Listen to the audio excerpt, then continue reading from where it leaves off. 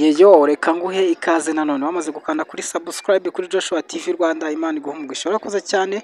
Reka nkubwire ngo nonaha muri amasaha abafana benshi cyane ba Rayon Sport biraye mu muhanda bo bamaze kutakira ibimaze kubabaho, dore ko ejo basekaga APR FC ubwo yari i Musanze, aho yari imaze gutakaza ku bitego 3-2 ndetse ikipe ya Musanze ariyo yitsinze n'igitego cya kabiri.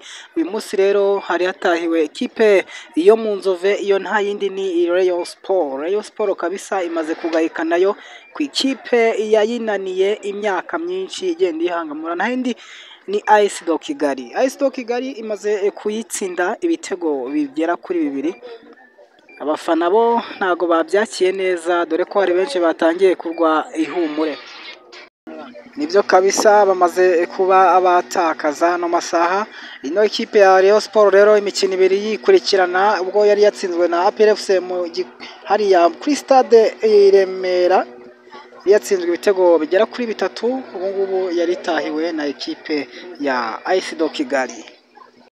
Ubwo ino ekipe ya Rayon Sport nuko birangiye ikirimo amatiku menshi ndetse n'amagambo menshi atari meza. Abafana bo bajyame mu muhanda, bamwe bigaragambije kuri stade ndetse n'abandi batashye batabyumva, dore ko batangiye kurwara igihumure ku gitego cya kabiri, aho bamwe bagiye bitura hasi kubera igihunga.